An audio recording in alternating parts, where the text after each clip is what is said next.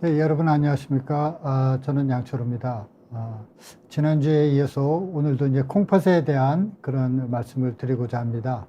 오늘 말씀드리고자 하는 주제는 만성 콩팥병 이해하고 이겨냅시다. 이런 타이틀로 여러분하고 공유하는 시간을 갖도록 하겠습니다. 만성 콩팥병 하면 어떤 생각이 제일 먼저 떠오르시나요? 제가 병원에서 만성 콩팥병 진단을 받고 많은 환자분들이 얘기하시는 것이 선생님, 저는 투석하기 싫어요 하는 얘기입니다. 하지만 불행하게도 우리나라는 매년 이 투석하는 환자들이 증가가 되고 있고요. 특히 지금 우리나라에는 한 10만 명이 넘는 이런 많은 분들이 투석 치료를 받고 있는 게 현실입니다. 이게 우리나라에서 특히 전 세계적으로 보면 우리나라가 세계에서 한 2등 정도로 하는 이런 말기 심부전 환자가 많이 생기는 이런 불명예를 안게 됐고요. 최근 10년 동안 이 투석 환자가 발생하는 빈도가 이렇게 급격하게 증가가 돼서 이 투석은 우리가 피하고 싶지만 우리나라는 이 투석이 가장 대표적인 그런 나라가 되었다는 이런 현실을 무시할 수가 없을 것 같습니다. 그래서 우리나라의 전체 투석과 이식하는 환자들은 한 13만 명이 좀 넘고요. 그 중에 대부분이 혈액 투석을 하고 있습니다. 이식 환자분들이 한 2만 명 정도 되고요. 복막 투석하는 분들이 한 5천 명 정도 됩니다. 그래서 이 투석이 만성 콩팥병 하면 피할 수 없는 어떤 숙명적인 것이죠. 두 번째 만성 콩팥병 하면 생각나는 이슈는 이 콩팥이 나빠지면 심장과 혈관에 합병증이 잘 생긴다는 것입니다. 그래서 콩팥 기능이 나빠질수록 점점 더 심장과 혈관에 합병증이 증가가 되는데 실제로 콩팥이 안 좋은 분들이 다 혈압이 높죠. 그래서 콩팥 기능이 점점 떨어질수록 고혈압의 빈도는 점점 증가하게 됩니다. 근데 왜 그 만성 콩팥병 환자에서 특히 이 심혈관계 질환이 많을까 이렇게 생각해 보면 만성 콩팥병 환자들은 우리가 일반적으로 알고 있는 뭐 고혈압, 고지질 혈증, 당뇨 이러한 위험인자 외에 만성 콩팥병 자체가 갖고 있는 여러 가지 위험인자를 가지고 있습니다. 예를 들면 빈혈이라든지 요단백, 칼슘과 인의 불균형 이런 것들이 대표적이죠. 제가 몇 년 전에 겪었던 환자분인데요. 이 심장이 굉장히 커져 있고, 양쪽 폐에 이렇게 이제 물이 차 있는 이런 상태, 소위 심부전이라는 이런 상태로 병원에 오셨습니다. 보면 신장 크레아틴 수치는 한 2.0인데요. 콩팥은 그렇게 기능이 떨어지지 않았는데 혈색소가 6.7, 우리 헤모글로빈이라고 그러죠. 그냥 피주사로 하면 한 대여섯 봉지가 모자란 이런 상태예요. 그래서 이분은 빈혈을 교정해 주니까 심장이 좋아지고 콩팥도 좋아지는 그런 경우였습니다. 그리고 요단백이 나오면 혈관이 손상됐던 지표다 하고 말씀드렸는데요. 이 콩팥은 전부 다 혈관 덩어리입니다. 그래서 이 도표를 보시면은 이 가로치기 콩팥 기능인데요. 세로치기 혈관을 손상을 받은 그런 상대 위험도가 되겠습니다. 보시면 똑같은 그 콩팥 기능이라도 단백뇨가 나오면 심혈관계 합병증이 더 많이 올 수 있다는 거죠. 그래서 콩팥 기능이 정상인 환자분들도 단백뇨가 있는 경우에는 심혈관계 합병증이 더 높을 수 있다는 것을 기억해 주셨으면 좋겠습니다. 이 그림은 심장에 혈액을 공급하는 관상 동맥이라는 건데요. 여기 보면 뭐 스텐트도 들어가 있고 하얗게 점점점점 이렇게 찍혀 있는 것이 뭐냐면 소위 말해서 칼슘이 달라붙어 있는 겁니다. 콩팥 기능이 떨어지면 칼슘과 인의 밸런스가 이제 깨져서 이런 혈관에 가서 석회화가 일어나게 됩니다. 이런 것들이 이제 심혈관계 합병증을 일으키는 주 원인이 되는 거죠. 그래서 심장과 콩팥은 같은 운명이다. 그래서 영어로는 카디오리날 신드롬 이렇게 얘기를 하는데요. 심장이 안 좋아지면 콩팥이 나빠지고 그 나빠진 콩팥이 다시 심장을 나빠진다는 이러한 이야기입니다. 그래서 콩팥이 안 좋은 분들은 반드시 심장에 대해서 관심을 가져주길 바랍니다. 한 가지 카툰 만화 그림인데요. 제가 이 그림을 보면서 항상 느끼는 거를 여러분과 공유하고자 합니다. 100명의 만성 콩팥병 환자들 3단계 그러면 비교적 콩팥 기능 초기이거든요. 이런 분들이 한 100명에 있다고 생각을 하면 한 1년 지나면 89명은 만성 콩팥병이 계속 진행 중이고요. 투석이나 이식을 하는 분은 1명이고 한 10명은 심혈관계 합병증으로 생사의 기로에 놓이게 됩니다. 그래서 이 심혈관계 합병증이 이 만성 콩팥병 환자들 예후에 상당히 영향을 미치는 거죠. 한 10년 정도 지나면 100명 중에 27명은 아직 콩팥이 계속 진행 중이고요. 그 중에 8명은 투석이나 이식을 하게 되는데 65명이나 되는 많은 분들이 심혈관계 합병증으로 상당히 위험한 상황을 맞이하게 된다는 것입니다. 그래서 만성 콩팥병의 오해와 진실을 말씀드리면 사실 많은 분들은 만성 콩팥병 하면 투석을 걱정하지만 실제로 그 말기 신부전으로 투석에 이르기 전에 심혈관계 합병증에 부닥치게 됩니다. 그래서 당뇨가 있는 분들이 투석할 때쯤 되면 심장에 스텐트를 2~3개씩 하게 되고 다리에 가는 혈관 수술을 하게 되고 이러한 심혈관계 합병증들이 같이 동반이 되는 거죠. 그래서 이것은 나이와 사구체 여과과의 관계를 나타내는 건데요. 요 아래에 있는 그림은 투석을 했으면 더 좋겠다라는 그러한 부분에 속하는 것이고요. 위에 까만 부분의 부분은 심혈관계 합병증이 투석보다 더 위험할 수 있다는 이런 경우를 나타내는 것입니다. 예를 들면 50세 환자분이 사구체 여과율이 20인 이런 상태다 그러면 이분은 투석으로 들어갈 그런 위험이 더 크고요. 만약에 70세 사구체 여과율이 50인 분은 투석으로 가기 전에 심혈관계 합병증이 발생할 수 있다는 위험이 더 큽니다. 그래서 되게 연세가 많으신 분들이 투석을 걱정을 많이 하는데요. 투석 걱정과 더불어 심혈관계 합병증을 잘 이겨내는 것이 굉장히 중요합니다. 그래서 만성 콩팥병은 콩팥 건강도 중요하지만 심장 건강 역시 중요하다는 걸 말씀드리고 싶습니다. 그래서 만성 콩팥병의 치료 방향은 크게 2가지입니다. 하나는 투석을 지원해서 살 수 있는 이러한 방법과 심혈관계 합병증을 어떻게 하면 줄일 수 있나 이런 2가지 방법으로 진행을 하는데요.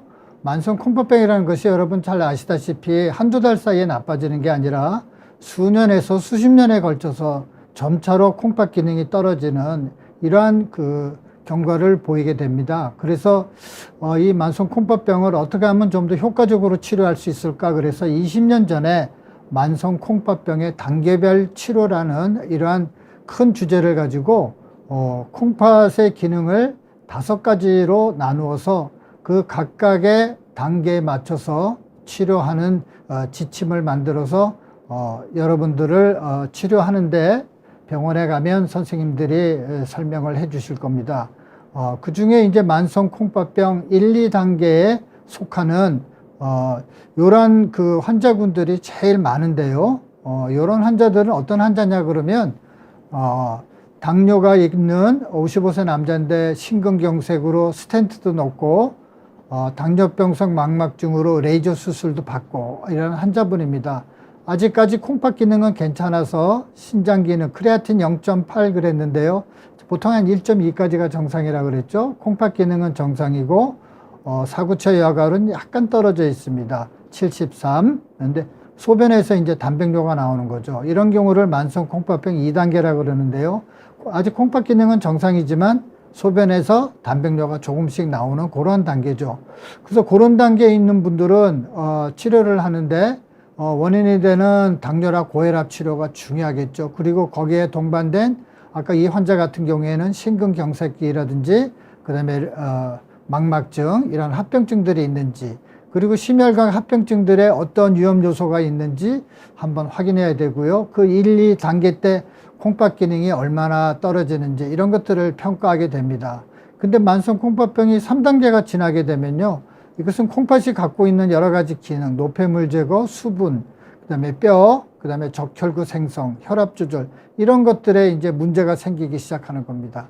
그래서 많은 분들이 콩팥이 나빠진다 그러면 막 처음부터 저염, 저단백 가는데 저단백을 시작하는 시기가 이 만성 콩팥병 3단계부터입니다. 그래서 3단계 이후 합병증은 빈혈을 포함해서 칼슘과 인의 불균형이 생기고 몸에 산이 축적이 돼서 산증이 생기고 요독이 축적되기 때문에 저단백식을 시작하게 되는 겁니다. 여러분 보시기에도 굉장히 피곤하시죠? 이 뭐냐면 콩팥 기능이 떨어져서 투석을 치료하기 전까지 어떻게 관리해야 되나요? 하고 어느 환자분이 여쭤봤는데 그 검사 결과가 이렇습니다. 이거를 간단히 요약하면 콩팥 기능 만성 콩팥병 4단계에 해당이 되는데요. 빈혈이 생기고 콜레스테롤이 올라가고 요산이 올라가고 칼륨, 인산이 올라가고 몸이 산증으로 바뀌는 거죠. 이렇게 몸에 여러 가지 이제 합병증들이 이제 발생을 하게 되면 거기에 맞춰서 이런 다양한 약제들이 투여가 하게 됩니다. 그래서 실제로 보면 만성 콩팥병 환자분들 3단계 이후에 원인이 되는 치료를 해야 되고 또 합병증이 생기니까 그 합병증 치료를 하게 되고요. 또 심혈관을 보호하는 이런 약제를 쓰게 되고 또 만성 콩팥병을 진행하는 걸 억제하는 이런 약들을 쓰게 돼서 보시면은 약이 어마어마하죠. 그죠?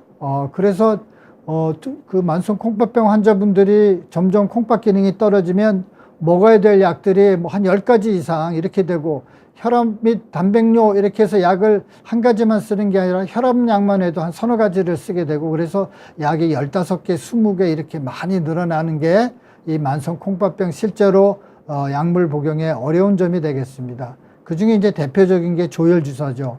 이 조혈주사는 빈혈이 생기는 것을 치료해 주는 약인데요. 저는 요즘 그 노벨상 가지고 굉장히 나라가 기뻐하는 그런 시절인데요. 저는 그 신장내과에서 이 콩팥 쪽에서 노벨상을 준다면 이 조혈주사를 만든 분 드리고 싶습니다. 왜냐하면 이 조혈주사 때문에 그동안에 그 수혈하고 또 얼굴이 시커멓게 변하고 뭐 이러한 여러 가지 합병증이 있었던 것을 이 조혈주사를 맞음으로써 이 만성 콩팥병 환자들의 삶의 질이 굉장히 높아졌습니다. 아마 일부 환자분들은 이 크레메진이라는 약을 복용할 겁니다. 이 크레메진이라는 것은 일본에서 개발된 약인데요. 이게 요독을 흡착하는 그러한 약입니다. 그래서 투석 도입 시기를 지연시켜 준다 그래서 일본에서는 굉장히 각광을 받는 그런 약인데요. 이 약은 하루에 이제 3번 먹는데 식사하고 나서 요독이 많이 생기는 게 식후 2시간쯤이라 그래요. 그때 이제 이 약을 복용하는데 이게 숟가루 같은 약이라서 이제 환자분들이 약 복용하면서 많이 힘들어하죠. 그리고 또 이제 저단백 시기를 하니까 그거를 보충하기 위해서 키토산을 이제 또 먹게 되는데요. 이 키토산은 이게 양이 하루에 한 번 먹을 때 4알씩 해가지고 3번 먹으면 12알이니까 이 약 자체만 해도 굉장히 많은 거죠.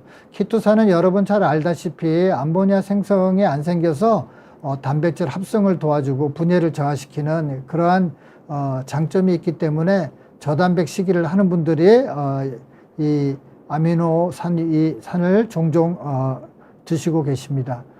그리고 만성 콩팥병 환자분들이 꼭 복용해야 될 약 중에 하나가 스타틴이 되겠습니다. 콜레스테롤을 떨어뜨리는 약이죠. 많은 분들한테 이 콜레스테롤 약을 이렇게 권해드리면 뭐 약에 갖고 있는 부작용이라든지 이런 것들을 많이 얘기하시는데요. 이 스타틴은 여러분이 생각하는 것만보다 더 어마어마한 훌륭한 이 심혈관계를 보호해주는 그러한 효과가 있습니다. 그래서 실제로 스타틴을 이용해서 실험한 것을 보면 스타틴을 복용하면 처음에는 효과가 미비하지만 1년, 2년, 3년, 4년 지날수록 점점 심혈관계의 합병증을 줄여주는 그러한 효과가 있다는 것을 말씀드리고 싶습니다. 그리고 만성 콩팥병 환자분들이 복용하는 한 고혈압제가 있는데요. 제가 이제 어려운 용어지만 엔지오텐신 수용체 억제제 그리고 엔지오텐신 전환효소 억제제. 그래서 뭐 흔히들 병원에서는 ARB, ACE 억제제 뭐 이렇게 용어를 합니다. 이 두 가지 약제는 엔지오텐신이라는 물질을 작용하는 수용체를 억제하거나 또는 엔지오텐신으로 전환되는 것을 억제하는 그러한 역할을 하는 건데요. 이 엔지오텐신 전환 요소 억제제는 부작용으로 마른 기침이 많이 나기 때문에 요즘 우리나라에서는 거의 많이 쓰지 않고요. 주로 ARB라는 약자로 통용되는 이 항고혈압제를 많이 씁니다. 이것은 콩팥인데요. 콩팥에 들어가는 사구체에 들어가는 이런 혈관에 엔지오텐신이라는 이런 물질이 발현이 돼 있어서 콩팥으로 가는 혈류를 조절하는 그러한 역할을 합니다. 그래서 콩팥하는 이 신장내과 의사들은 이 엔지오텐신이라는 이런 물질에 대해서 어떻게 하면 효과적으로 차단할 수 있나 이런 연구들을 많이 합니다. 그런데 여러 가지 면역 억제제가 혈압약이 있는데 왜 하필이면 이런 그 엔지오텐신 2를 차단하는 약제를 쓰냐? 그 이유는 혈압 조절도 잘 되고 장기 손상을 감소시키기 때문입니다. 장기 손상 감소라는 것은 소변에서 나오는 단백을 줄이고요. 심장을 보호해주는 이러한 효과가 있기 때문에 그렇습니다. 특히 이제 심장이 많이 두꺼워져 있는 이런 환자분들한테 ARB나 ACE 억제제를 이런 걸 쓰게 되면 심비대를 막을 수 있다. 그래서 순환기 내과, 신장내과 쪽에서 약을 많이 쓰고 있고요. 이러한 엔지오텐신을 차단하는 약제를 통해서 혈압을 130에 80 이하로 요단백을 하루에 1g, 1000ml 이하로 줄이는 것을 목표로 하고 있습니다. 실제로 이 ARB라는 약을 쓰게 되면 단백뇨가 2분 한 4g 정도 나오는데요. 이 용량을 점점 늘리면 1g을 목표로 했을 때 단백뇨는 점점 줄어드는 이러한 경향들을 볼 수 있습니다. 그래서 단백뇨가 나온 고혈압인 경우에 왜 엔지오텐신을 차단하는 약제를 쓰는지를 설명을 드렸습니다. 그리고 우리가 이제 저단백식과 포함해서 저염식을 하게 되죠. 그 저염식을 하게 되면 이게 단계별로 점점 저염식을 하는 경우에 회색으로 보이는 것이 이제 저염식을 했는데요. 똑같이 치료하더라도 저염식을 하게 되면 더 단백뇨가 줄어들게 되고 더 혈압이 떨어지게 된다. 우리가 스텝을 이렇게 내려가듯이 이러한 효과가 있다는 겁니다. 그래서 요단백이 있는 고혈압 있는 분들은 ARB라는 혈압약을 복용할 때 저염식을 같이 하면 더 효과를 극대화할 수 있다 하는 걸 말씀드리고요. 그래서 이 ARB를 그 만성 콩팥병 환자한테 썼더니 실제로 콩팥 기능이 나빠지는 것을 더 줄여줄 수 있었다 하는 것들이 이제 보고가 돼서 이 ARB는 거의 그 당뇨병이나 기타 만성 콩팥병이 있는 이런 환자분들한테서는 거의 그 모든 환자들이 쓴 정도로 굉장히 곽광받는 그러한 약으로 한 20, 30년을 지금까지 해왔습니다. 그런데 실제로 이제 이 ARB라는 이러한 그 고혈압 약제를 쓰게 되면 이 대조군에 비해서 이 콩팥이 좋아지는 정도가 아주 미미해서 사실은 이런 많은 부분을 우리가 좀 더 개선을 해야 되는데 우리가 개선할 부분이 없어서 상당히 뭐 만성 콩팥병에는 치료약이 없다. 뭐 이런 얘기가 나올 정도로 만성 콩팥병 치료에 애를 먹었죠. 그러는 이제 최근에 이제 약들이 많이 개발이 돼서 이건 제가 한 달 전쯤에도 여러분하고 한번 공유한 적이 있는데요. 요즘 세대는 당뇨병, 콩팥병 치료의 황금 시대라고 이렇게 얘기를 한다고 그럽니다. 그 이유는 SGL2 억제제를 포함해서 인크레틴이라는 물질이 발견이 됐고 그 다음에 그 MRA라는 소위 알도스테론이라는 물질을 차단하는 이러한 약제들이 개발이 됐는데 이 세 가지 약제에 간단히 설명을 드리면요.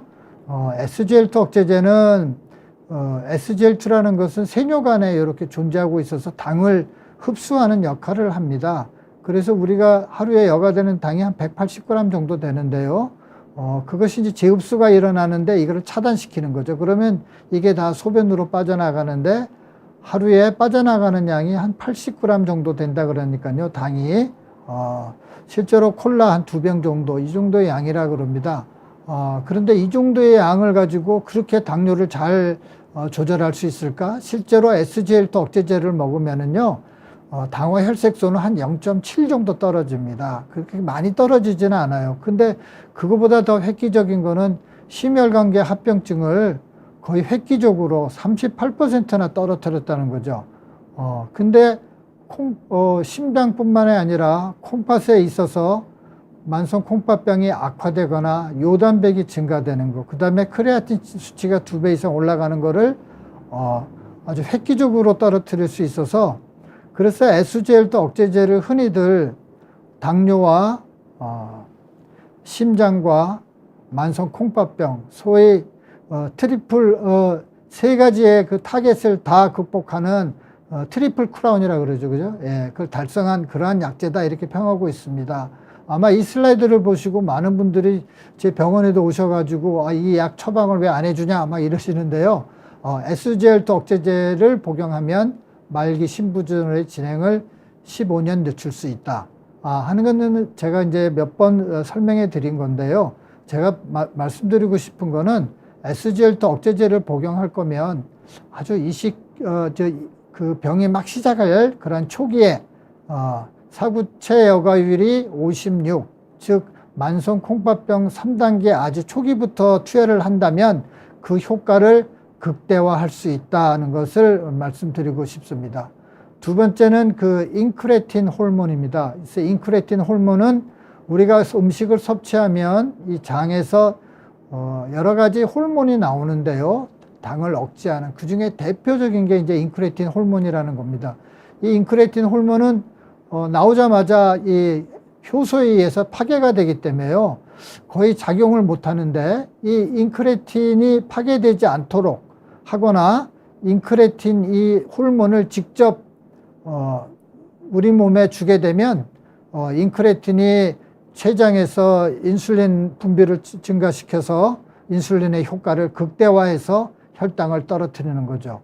그래서 이 인크레틴이라는 것이 우리가 지금까지는 주로 췌장만 관심을 가졌는데 장에서 나오는 이러한 호르몬인데 이것이 인슐린 분비를 촉진하는 호르몬이다.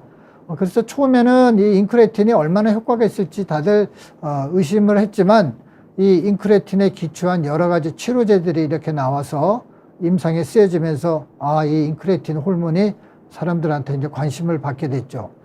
그 중에 대표적인 게 DPP-4 억제제입니다. 이게 인크레틴 호르몬을 파괴하는 그 효소를 차단하면서 인크레틴을 올리는 거거든요. 여기 보시면은 영어로 이렇게 써 있지만 여러분 당뇨가 있는 분들은 아마 이 약 중에 한 가지 드시는 분들이 많을 겁니다. 우리나라에 승인된 약제가 9종이나 됩니다. 그래서 아주 대표적인 DPP-4 억제제가 이제 있고요.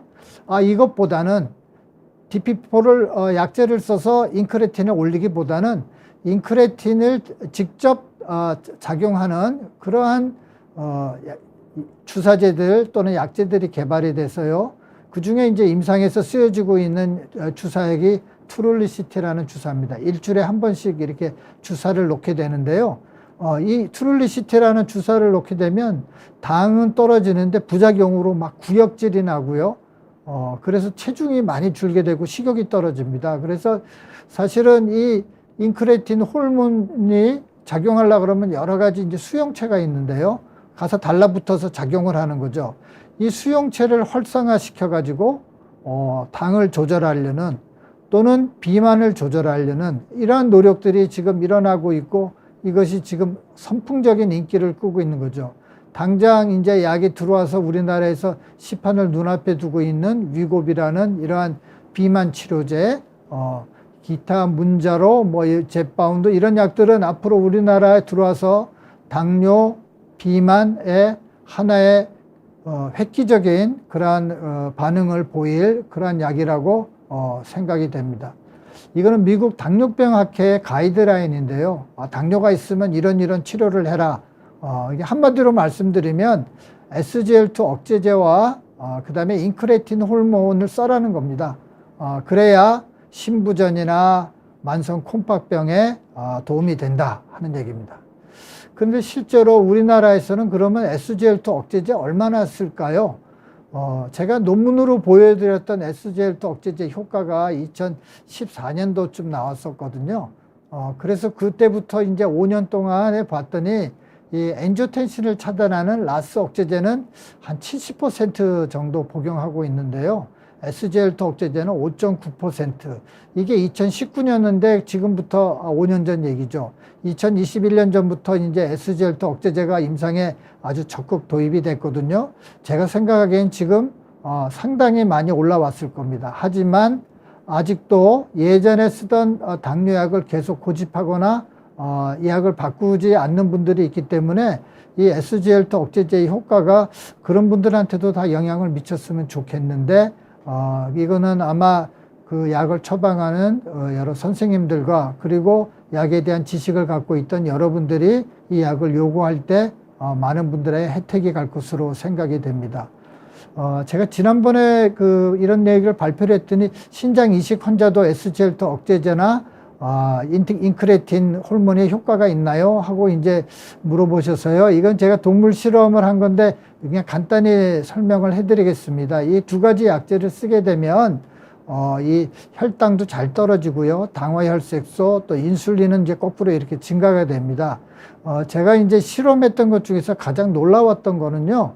이게 이제 파란색이 면역 억제제를 주게 되면 그 세포들이 손상을 받거든요. 이게 한 50% 정도 생존해 있는데 여기에 SGLT 주게 되면 이 신장의 그 세포들이 이렇게 살아나고요. 거기에 그 인크레틴 호르몬을 주게 되면 이 생존율이 더 좋아지는 겁니다. 이게 이제 신장에서 그렇고요. 췌장에 있는 췌도 세포도 SGLT 자체는 크게 효과가 없는데 이 인크레틴 호르몬을 같이 주게 되면 이 생존율이 향상이 되는 겁니다. 그래서 이게 두 가지 약제를 같이 주게 되면 췌장도 보호해주고 콩팥도 보호해주는구나 하는 것을 이제 알게 됐죠. 그래서 실제로 그 SGLT 이니비터를 당뇨가 있는 신장 이식 환자한테 썼더니 사망률도 줄고 이식 신장도 기능이 오래 간다. 그리고 신기능도 잘 보호한다는 이러한 국내 논문이 있어서 여러분에게 소개합니다.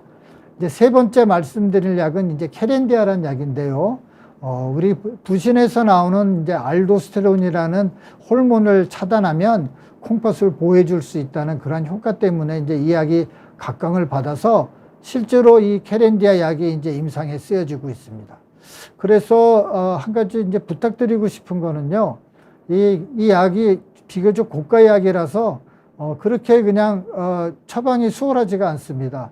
제2형 당뇨가 있는 만성 콩팥병 환자인데 AC 억제제나 엔지오텐신치 수용체, 우리가 아까 엔지오텐신 차단하는 ARB 뭐 이런 얘기 했었죠. 그죠? 그 약을 최대 용량으로 해서 4주 이상 쓰는데도 불구하고 소변에서 단백이 300ml 이상 나오거나 유린에서 스틱으로 찍었을 때 1+ 이상, 사구체 여과율이 15 이상 75 미만 이런 경우에 허용을 해줍니다. 그래서 만약에 AC 억제제나 엔지오텐신 수용체를 쓰고 있지 않은 분은 이 약을 쓰는 거를 먼저 선행해야 되고요.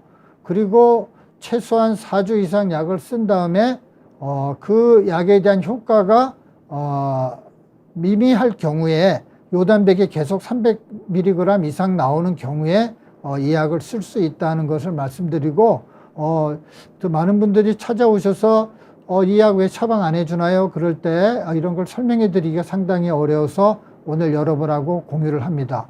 그래서 만성 그 콩팥병의 가장 많은 부분을 차지하는 당뇨병으로 인한 콩팥병, 이게 요즘은 뭐 4대 천왕 뭐 이런 얘기 하잖아요. 4개의 축이 있다 이렇게 얘기를 합니다.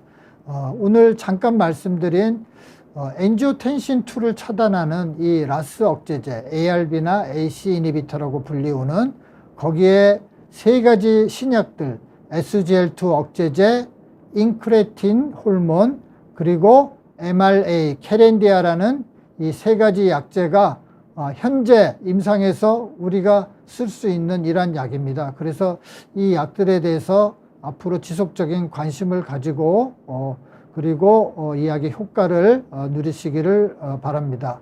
실제로 이 약제들이 콩팥이 나빠지는 거와 그 다음에 심부전이 와서 입원하는 거에 대한 효과가 이미 다 알려져 있어서 특히 콩팥에 있어서는 이런 약들의 이제 콤비네이션을 하는 거죠. 서로 다양하게 혼합해서 치료하면 콩팥이 이렇게 나빠지는 콩팥을 점점 콩팥이 나빠지는 것을 늦추어서 투석을 지연시킬 수 있을 것으로 이렇게 기대를 합니다. 이 마지막으로 제가 말씀드릴 것은 이제 그 사구체 신염이라는 건데요. 이거는 그냥 신장내과 의사들의 고민이기도 합니다. 왜냐하면 사구체 신염이 당뇨처럼 그렇게 많이 알려진 병도 아니고, 하지만 항상 이 젊은 학생들한테 주로 많이 생기고요. 잘 치료약도 없고 그래서 많이 고통스러운 약 중에 하나입니다. 그 중에 대표적인 것이 이제 IgA 사구체 신염이라는 건데요. 이게 정상 콩팥인데요. 이 사구체에 보면은 염증 세포들이 이렇게 이제 많이 생기죠. 이건 균이 들어가서 생긴 건 아니고요. 일종의 이제 면역 반응인데요. 이것이 심해지면 이 사구체를 이 염증 세포들이 꽉 채우게 되죠.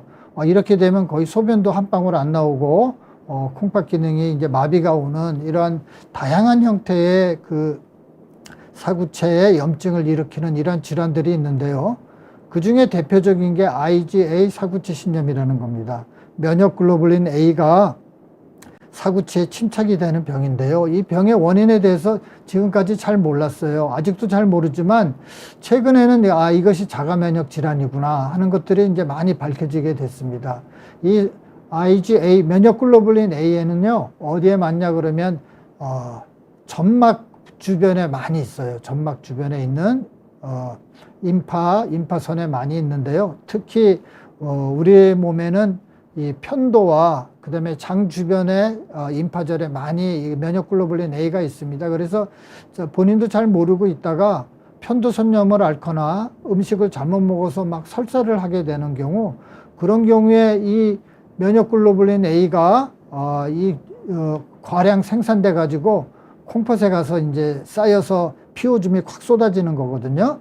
그런데 이 현재까지 알려져 있는 IgA 사구체 신염의 그 여러 가지 원인을 밝히는 과정 중에 이 면역글로불린 A가 단순히 많이 만들어지는 것이 아니라 요 갈락토즈라는 이런 물질이 부족하게 되면 이것이 비정상적인 면역글로불린 A가 만들어져서 거기에 대한 항체가 새로 만들어져서 이 항원 항체가 결합하게 되면 소위 면역 복합체가 되는데요. 그게 이게 콩팥에 가서 쌓이게 되면 여기에 보체라는 물질이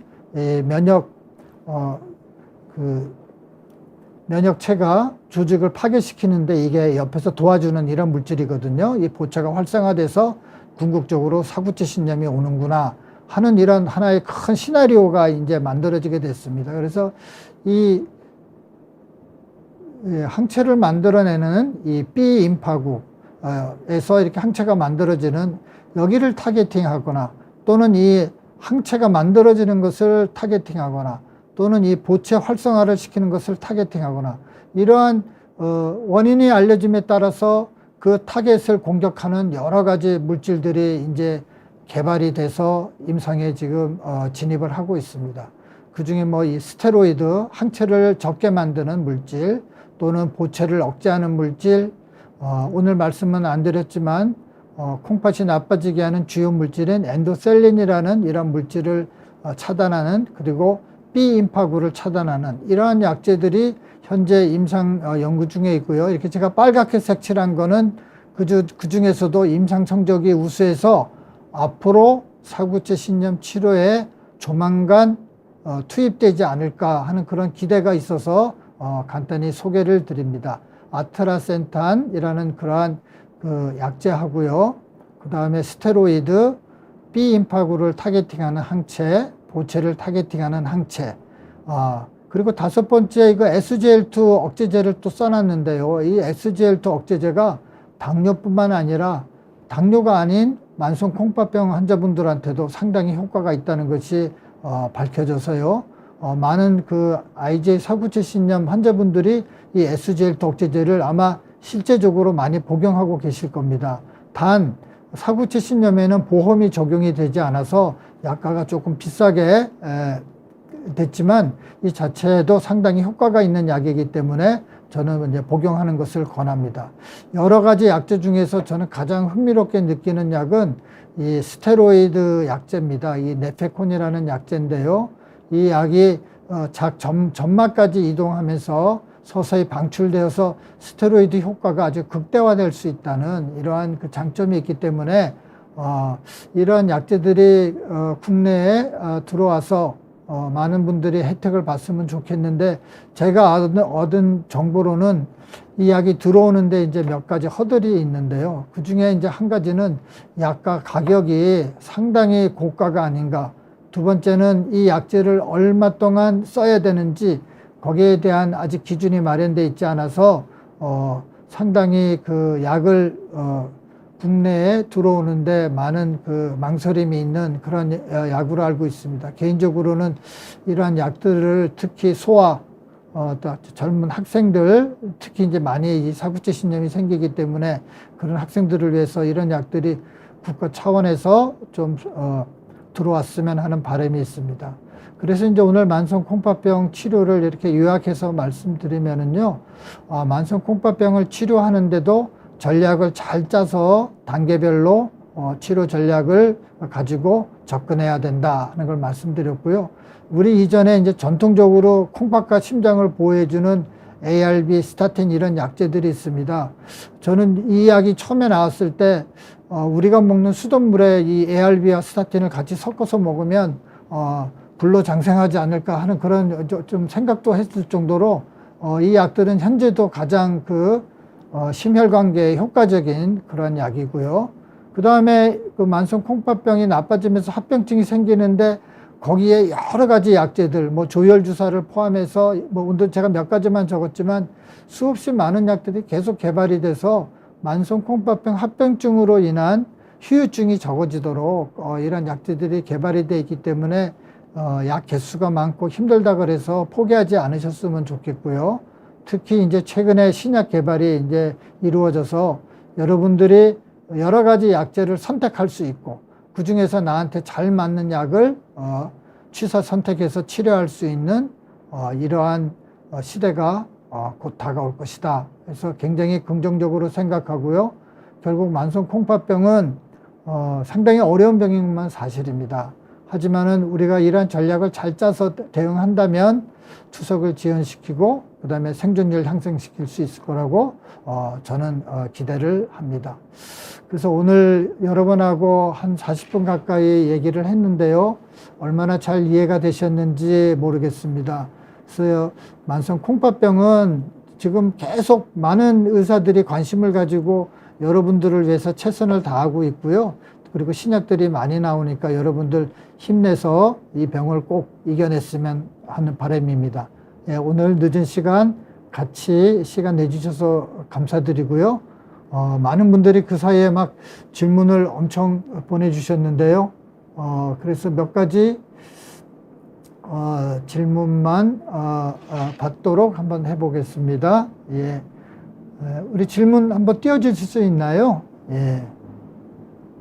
근데 굉장히 길어서 이게 어떨지 모르겠습니다. 예, 당뇨가 10년 되셨고요. 크레아틴 0.5의 사구체 여과율 105 아주 좋습니다. 당화혈색소 7에서 7.4 한 6.5 이하면 더 좋겠고요. 만성 콩팥병 4기라고 얘기를 들었는데 단백뇨는 현성 단백뇨라서 4기 초다. 이게 단백뇨가 조금 나온다는 얘기 같습니다. 현재 포시가정과 아스피린 고지질혈증 세 가지 약 조합은 아주 좋아 보입니다. 포시가정 복용해도 되나요? 예. 포시가정은 아까 말씀드렸지만 당뇨, 만성 콩팥병, 심장 이 세 가지에 다 효과가 있기 때문에요. 저는 포시가정 복용하는 건 아주 좋습니다. 혈압약을 안 드시고 계신 건 아주 행운이고요. 그래서 이 콩팥병이 제가 강의 말씀드렸지만 콩팥 기능이 조금만 나빠도 그냥 단백질 섭취를 하나도 안 하시는 분들이 있어요. 그래서 이제 그 신장내과 하는 의사들 저희들끼리 농담으로 대한민국의 만성 콩팥병 환자의 50%는 영양실조다. 그렇게 얘기를 하는데요. 그 말은 이제 오해는 하지 마시고 그 뭐냐면 콩팥 기능이 조금만 떨어져도 그냥 단백질 섭취를 전혀 안 하시는 이런 분들이 있어요. 그래서 아주 간단히 말씀드리면 식이 조절을 해서 체중이 빠지면 그거는 식이 조절이 실패한 겁니다. 비만하지 않는 환자의 경우에. 그래서 단백질 섭취를 하되 과하게 하지 않았으면 좋겠다는 거고요. 단백질 섭취를 줄이는 시점은 만성 콩팥병 3단계 이후부터 이렇게 줄여나가는 것이 좋습니다. 그래서 근육이 줄거나 체중이 줄거나 이러면서 막 시기를 조절하면 그것은 콩팥에도 좋지를 않다는 걸 말씀드릴게요. 예, 다음 질문 받도록 하겠습니다. 예, 이 질문은 이제 만성 콩팥병 상기라 그랬는데 어떤 음식이 안 좋은, 어떤 음식이 좋나요? 그래서 제가 유튜브 보니까는 뭐 콩팥을 살리는 몇 가지 음식, 뭐 이런 것들 많이 나왔던데요. 콩팥을 망가뜨리는 몇 가지 음식. 저는 그냥 솔직히 말씀드립니다. 제발 그러지 않았으면 좋겠어요. 뭐든지 과하지 않았으면 좋겠습니다. 그래서 만성 콩팥병 상기인데 혈압이 있다 그러면 저염은 필요하죠. 평소에 드시던 소금 양이 한 절반 정도 드시고요. 음식에 소금을 넣기보다는 음식을 소금에 찍어 먹는 그런 생활의 패턴을 조금만 바꿔도 좋겠습니다. 그래서 어떤 음식이 안 좋다는 것보다는요, 어떤 음식을 너무 집중적으로 안 드셨으면 좋겠어요. 거꾸로 어떤 음식은 아예 안 먹는 거. 그래서 세 끼 식사는 균형 있게 하시고요. 단백질 섭취는 저는 가장 우리나라는 회식 문화가 너무 많아서 저녁 회식은 줄이시고 고기가 부족하니 고기 먹으러 가야 되겠다. 예, 이런 식의 생활 습관은 바꿨으면 좋겠다. 이런 말씀을 드리고 싶네요. 네, 그다음 볼까요? 예. 어머니께서 당뇨 30년 약 복용하다가 3개월 전 투석 시작했습니다. 요즘 살이 찌고 입맛이 없다고 합니다. 그랬네요. 이 살이 찐다는 것이 상당히 어려운 얘기 같습니다. 왜냐하면 이 투석하면 되게 살이 빠지거든요. 입맛이 없는 것은 이해가 됩니다. 그래서 이 투석하면서 이제 입맛이 없고 그런 경우에는요, 입맛 돋구는 약도 있고 앵커바라 그래서 이 건강 보충제 이런 약들이 있으니까요. 선생님한테 처방 좀 해달라고 부탁 좀 드려주세요. 네, 다음 하겠습니다. 급성 콩팥병이 있는데 다리가 너무 좁아서 슬리퍼 신고 다닐 정도입니다. 근데 이게 급성 콩팥병은 아닐 겁니다. 급성 콩팥병은 아니고요. 지금 연세가 어떻게 되시는지 모르겠는데요. 일반적인 부종은 밤에 생겼다가 아침에 일어나면 다 없어지고요. 만약 그럼에도 불구하고 다리가 계속 붓고 그렇다면 연세가 드신 분들은 오히려 이 정맥에 문제가 있어서 붓는 경우가 제일 많고요. 이 급성 콩팥병이 아니라 아마 만성 콩팥병일 겁니다. 그냥 한 가지 팁으로는 저녁 6시 이후에 수분 섭취 삼가하는 게 좋겠습니다. 그래도 안 되면 이뇨제를 간헐적으로 쓰는데요. 가능하면 이뇨제 쓰지 않는 것이 좋겠습니다. 예, 다음 보여주십시오. 여과율 20%인데 현재 투석 중인데 계속 할지 두고 보자고 하는데 예, 이거 상당히 계속 두고 보자고 하는 거는 아마 의사 선생님 얘기겠죠, 그죠? 예. 상당히 어려운 문제입니다. 근데 대개 일반적으로요, 사구체 여과율이 이제 15 이하면 투석을 하라고 이렇게 권하지만 별로 증세가 없기 때문에 사구체 여과율이 6이나 7일 정도 떨어져야 비로소 요독 증세들이 좀 나타나거든요. 근데 이제 안전하게 하자고 사구체 여과율이 좀 여유 있게 남아 있는 경우에 투석을 시작하는 경우가 있는데요. 물론 계속해야죠. 저 같으면 사구체 여과율이 20인데 만약에 투석을 시작했다면 지금 혈액 투석은 주 3회 한 번 할 때 4시간씩 일주일에 3번 하는데요.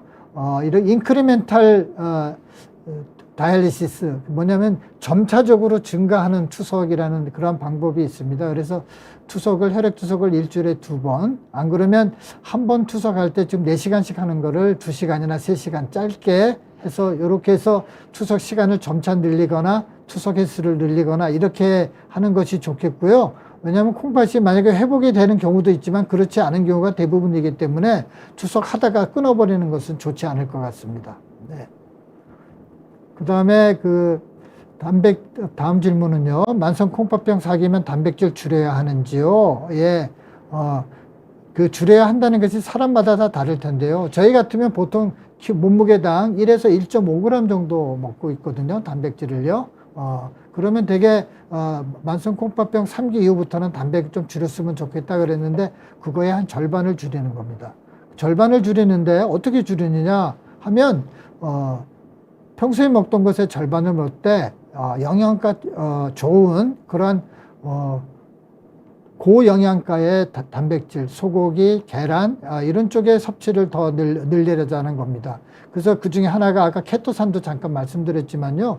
단백질이 식물성 단백질을 먹으면 그게 들어가서 단백질로 되지가 않고 에너지원으로도 되지가 않거든요. 그래서 크게 우리 몸에 어떤 그 구조를 이루는 그 단백질의 고유 성분을 갖지 못하기 때문에 단백질을 줄인다면 질이 좋은 단백질 쪽으로 방향을 바꾸는 것이 좋을 것으로 생각이 됩니다. 예.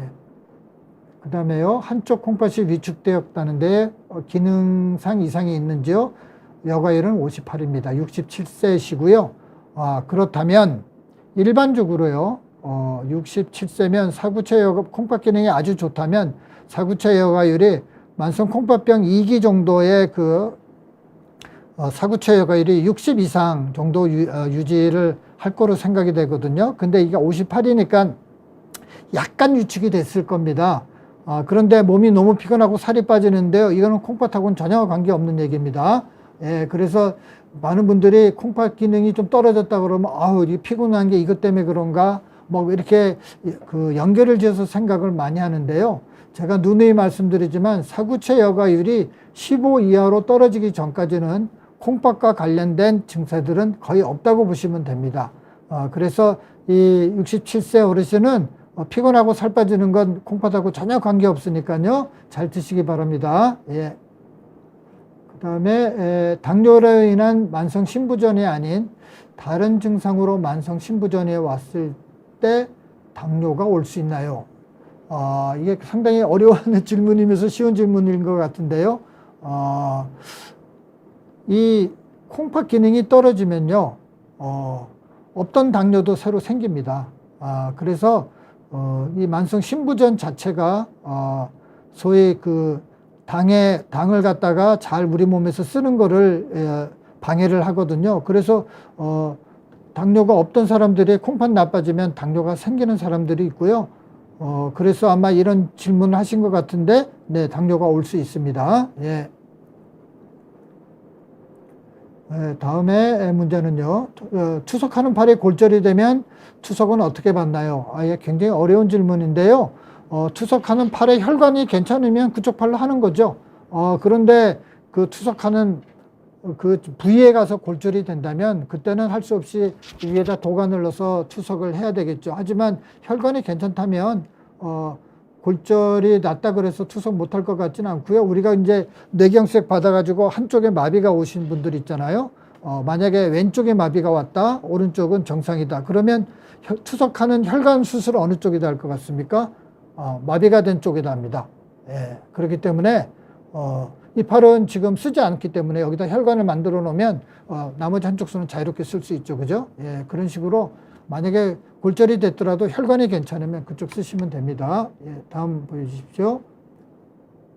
예, 당뇨 진단받은 지 6년 된 51세 여성인데요.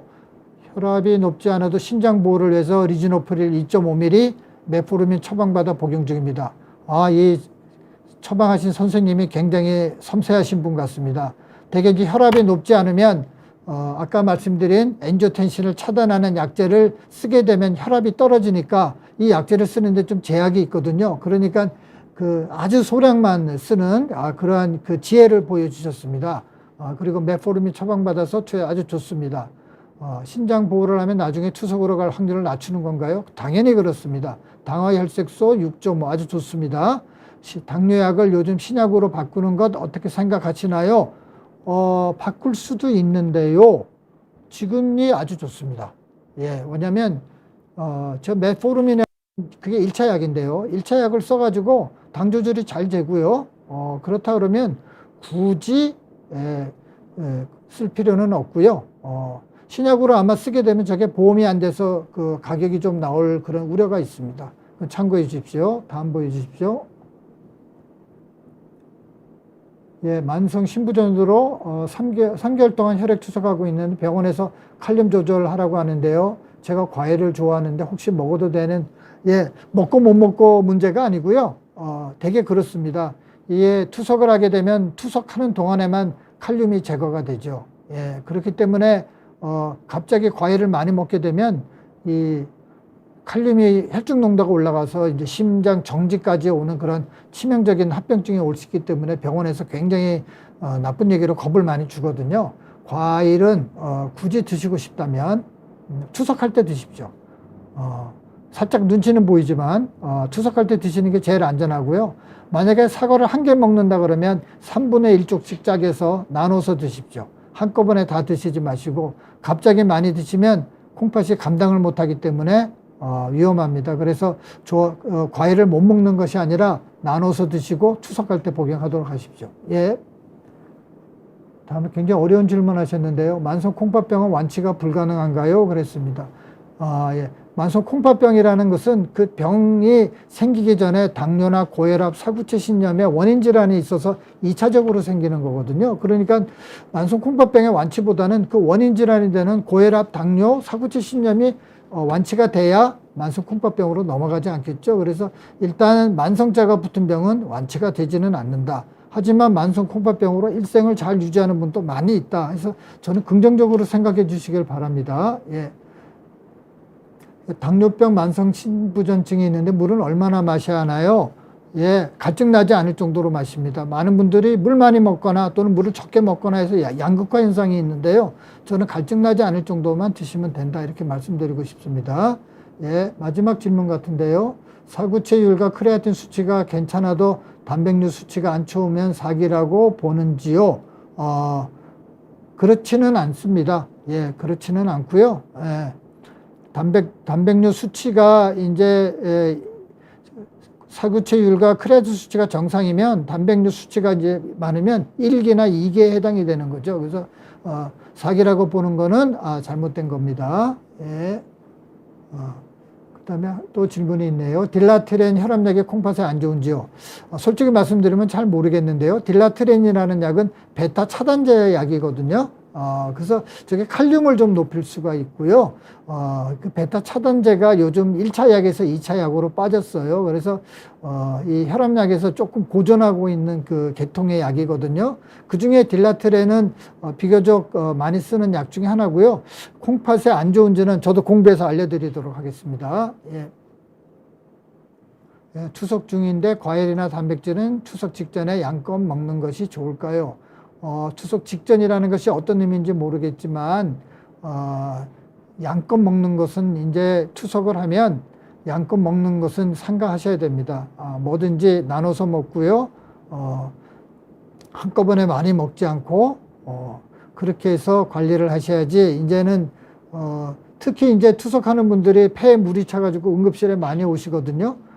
그때 언제 많이 오냐 그러면 여름에 많이 옵니다. 어떤 걸로 오냐 그러면 양껏 수박 먹고 양껏 냉면 국물 마시고 뭐 이러면서 그냥 갑자기 폐에 물이 차거나 또는 칼륨이 많이 올라가서 이제 그 응급실에 오시게 되거든요. 그래서 투석하는 분들은 이제 마음껏 드시는 거는 삼가하셔야 됩니다. 예, 이게 아마 마지막 질문인 것 같습니다. 예. 더 궁금한 게 더 많으셨을 텐데요. 오늘도 질문이 역시 저를 당황하게 만드네요. 예. 여러분 오늘 제 강의가 도움이 되셨는지 모르겠습니다. 제가 조금 어렵게 설명을 했나 하고 걱정도 좀 했었는데요. 아마 다음 주에는 우리가 열심히 했지만 투석과 이식을 맞이하게 되는 이런 환자분들을 위해서 어떻게 하면 이 투석과 이식 생활을 잘해 나갈 수 있나 이거에 대해서 한번 여러분과 같이 고민하는 시간을 갖도록 하겠습니다. 오늘 늦게까지 감사합니다.